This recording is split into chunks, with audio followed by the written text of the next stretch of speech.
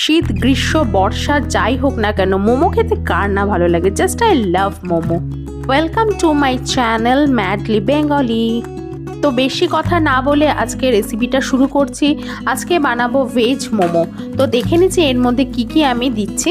প্রথমে একটা বাঁধাকপিকে হাফ কেটে নিয়েছিলাম একটু বড় বড় টুকরো করে, সেটাকে আমি মিক্সির মধ্যে দিয়ে একটুখানি ছোট ছোট টুকরো করে নিয়েছি, মানে এটাকে গ্রেট করে নিয়েছি। তার মধ্যে দেব গাজর। গাজরটাকে গায়ের মধ্যে যে কালোগুলো খোসা থাকে সেইগুলোকে আমি সরিয়ে নিলাম। তারপর গাজরটাকে একটু ছোট ছোট টুকরো করে কেটে নিলাম। এইটাকেও আমরা মিক্সির মধ্যে দিয়ে দেবো। ছোট টুকরো করে নিলাম যাতে এটাকে গ্রেট করতে সুবিধা হয়। এর সঙ্গে নিচ্ছি একটু পেঁয়াজটাকেও ছোট টুকরো করে নেব, করে এর মধ্যে দিয়ে দেবো। আর এর সঙ্গে আমাদের লাগবে একটা ক্যাপসিকাম। তো ক্যাপসিকামকেও আমরা টুকরো করব, ছোট ছোট টুকরো করে এই মিক্সির মধ্যে দিয়ে দেবো। আর এই যে মিক্সারটা হবে সেটা খুব পেস্ট হবে না, জাস্ট গ্রেট করে নেব যাতে একটু দানা দানা মতো হাতে লাগে। আর এটা যখন মোমোর ভেতরে থাকবে তখন মুখে এটা পড়লে খুব ভালো লাগবে টেস্টটা। তো এটাকে আমরা মিক্সির মধ্যে পেস্ট করার আগে আমি রসুন আর আদা নিয়ে নিলাম। আদা রসুন মাপ মতো নিয়ে নেবেন। তার সঙ্গে গ্রিন চিলি নিয়ে নিলাম কয়েকটা। তো এগুলো আমি কেটে সাইডে রেখে দিচ্ছি। তো পেস্ট হয়ে গেছে। পেস্টটা দেখো বন্ধুরা কেমন হয়েছে। আর এটা হচ্ছে বাঁধাকপির টুকরোটা, যেগুলো হাতে লাগছে, একটু বড় বড় মাপের হবে এবং একদম পেস্ট করবে না। তো আমি এই দুটোকে মিক্সড করে নিলাম। এর সঙ্গে একটুখানি সল্ট দিয়ে দেব আর এর সঙ্গে মিশিয়ে দেবো একটু গোলমরিচের গুঁড়ো। দুটোকে দিয়ে দেওয়ার পরে আমরা এটাকে ভালো করে মিক্সড করব। মিক্সড হয়ে যাচ্ছে। মিক্সড হয়ে যাওয়ার পরে আমরা এখানে প্যান গরম করতে বসিয়ে দেবো। প্যানের মধ্যে আমরা দিয়ে দেবো হোয়াইট অয়েল।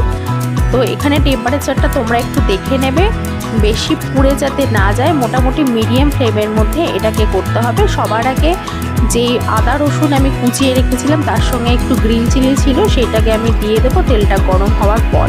তো এইটাকে আমি একটু নাড়াচাড়া করতে থাকবো। নাড়াচাড়া করার পরে যেই ইনগ্রিডিয়েন্টসগুলো আমি সব মেখে রেখেছিলাম, তো সেই বাঁধাকপি আর ভেজ যেই মিক্সারটা বানিয়েছিলাম সেটাকে দিয়ে দেবো।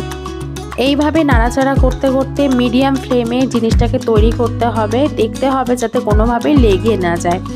জাস্ট হালকাভাবে করে নিলেই হবে, কারণ মোমোর ভেতরে এটা আবার অনেকক্ষণ ধরে বয়েল হবে।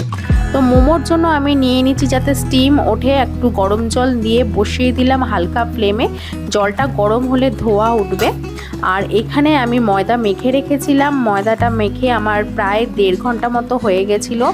এই ময়দাটা কিন্তু খুব সফট হবে না, একটু টাইট করতে হবে। এবং যতগুলো লেচি তোমাদের দরকার সেগুলো করে নিতে পারো, এবং যতগুলো মোমো করতে চাও সেই অনুযায়ী আমি আলাদা আলাদা ডো বানিয়ে রেখে দিলাম।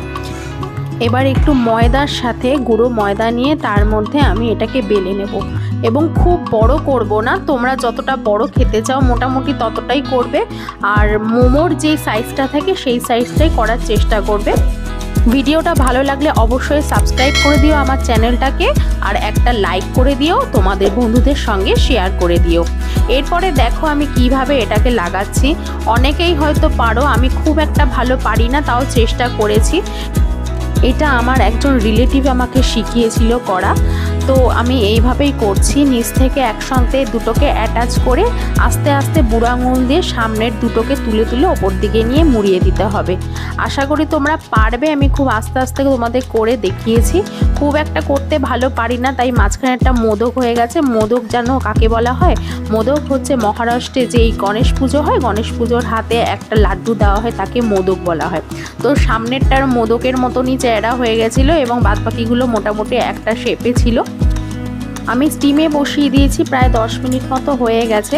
আমি একটু সাদা তেল নিয়ে ব্রাশ করে দিলাম যাতে এগুলো গায়ে গায়ে না লেগে থাকে। আর মোমো হওয়ার আগেই তোমরা যেখানে মোমোটাকে রাখবে সেইখানে একটু হোয়াইট অয়েল দিয়ে ব্রাশ করে নেবে যাতে স্টিলের সাথে মোমো না লেগে যায়।